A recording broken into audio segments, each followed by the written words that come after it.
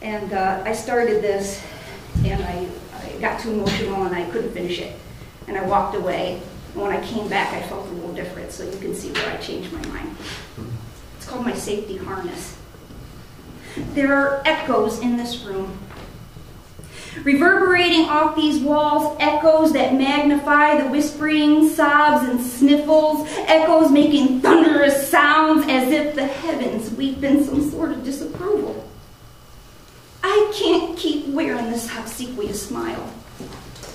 I can't keep choking on my words. I'm swimming in this polluted pool. I'm drowning in despair. I'm waiting for the world to catch up and for my heart to be pacified.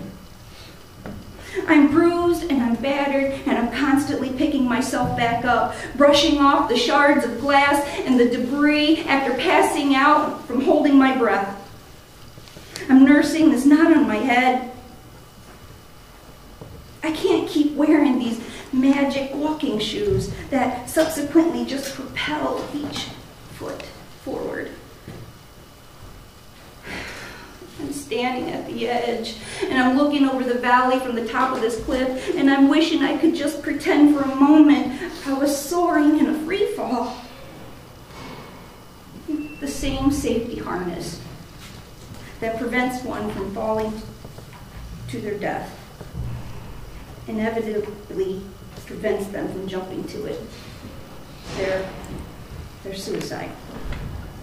I've stared down this edge of this cliff so many times. I stared and I dreamed and I longed for this plummet with my legs in this ready set stance, with tears, with non-sobering glares, with a brain full of chemical imbalances, restrained by this safety harness, a harness that I have desperately tried to cut, burn, and otherwise rip off, only to break my nails, burn my flesh, scratch my face, and callous my hands. Exhausted from my efforts, I sit down at the edge and I wait for the sun to rise. I wait for the birds to sing. I wait to catch my breath, for my serotonin to level off. I wait softly, quietly fall asleep. Oh, sleep. Oh, sleep. Quiet sleep. And then time passes, however it is you want to measure it, in days and weeks and years. What is it for you? And I'm awakened by this cool, soft breeze, bringing the scent of fully blossomed lilacs. Slowly, I open my eyes, and I notice the sunrise in the east. And it's lighting up my sky with this majestic glow, and it's encompassing each cloud with this golden lining. Now, I know that I'd never witnessed this sunrise, this day anew from any other spot. Had I stayed in that valley, way over there in the west, where I watched countless sunsets, had I simply walked on the paved road way over there, between the trees, bothered by the falling debris, if I had kept to myself, sheltered in my own little cave, cool and peaceful and lonely. And as I get up, and I brush myself off again, my safety harness simply just unravels and falls to the dust. And I step out, and I look around, and today, I thank my Creator for this day. Hey. Yeah!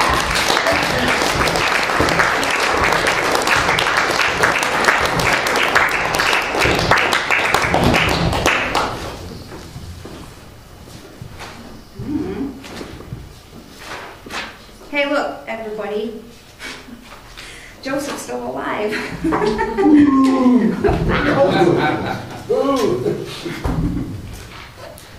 We have a chair out at the front for you. Since he's here, I'll do one that he likes. I know that he likes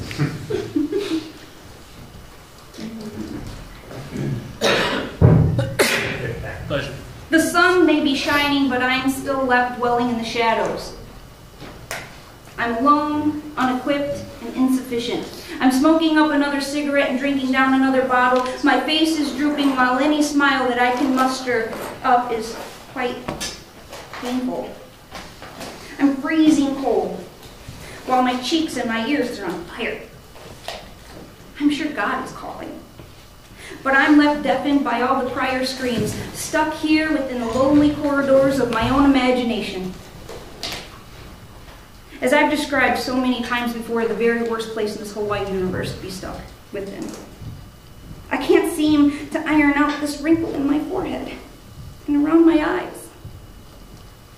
As I understand it, this discomfort that I have, locked inside my own mind, my own skin, is faulted to nobody but myself, really. My inability to simply accept characters as their own. Didn't I once say, expect nothing and you'll never be disappointed?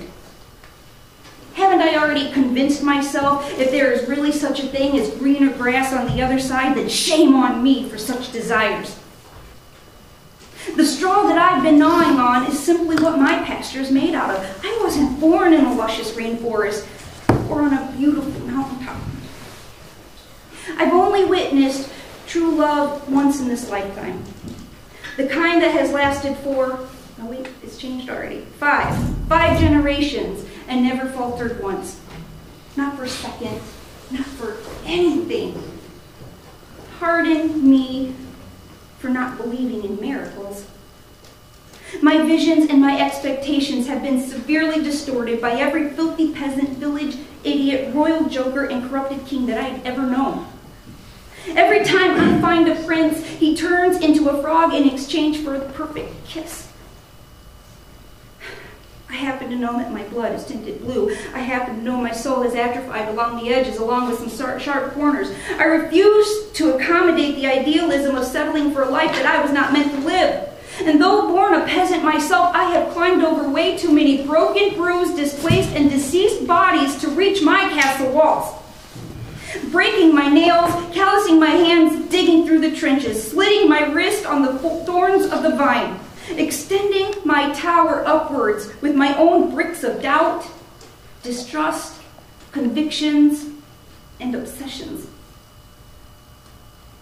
I managed to consume a perfect lonely room equipped only with a soft bed concealing a single pea, a table and a chair, a pen and a paper.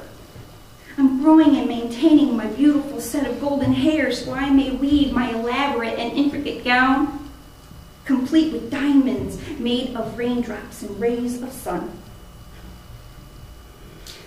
I'm left staring out a solitary window, watching peasants create manageable dreams.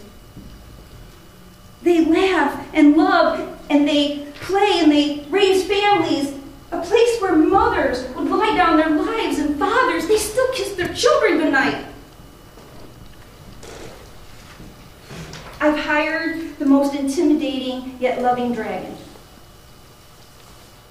fed by pebbles of greed. He's there to protect me, to protect my heart, to extend his little pinky out so that I can hold on to it every now and then.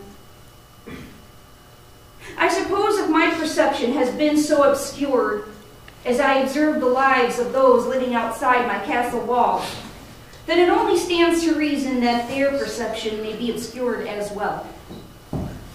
I have scuff marks along the path I pace every single night. While contemplating my next line, while waiting for my next brick to dry, so I may continue to extend my castle straight up through the clouds.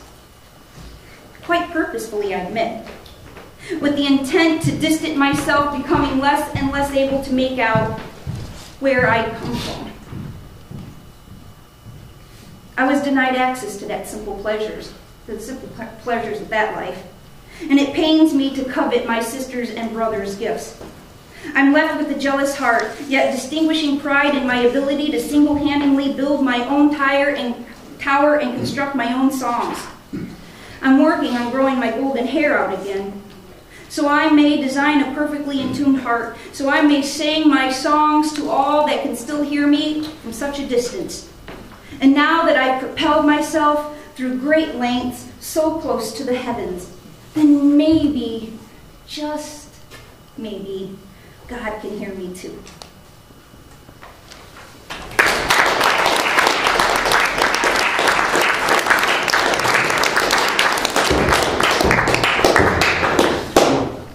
Two more? I wanted your help and you didn't help me at all. 2 long ones, 2 short ones. My short one. Doesn't matter.